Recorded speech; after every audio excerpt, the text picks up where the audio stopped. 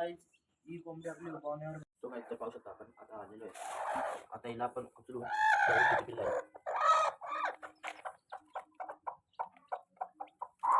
एकदम सुंदर अशी पिल्लं आहे. आता आपण तिला साईडला काढून दिला आता. सो गाईस तिला काढलेलं आहे आपण आता पाहू शकता.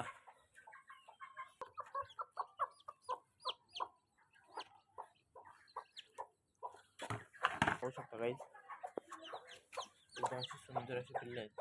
आता तिला आपण खायला कणी देऊ. टाकलेले कणी पाहू शकता. आता ती पिल्ल्यांना शिकवेल कशा प्रकारे खायचं. तर आता आपण तिला पोटात टाकून देऊ.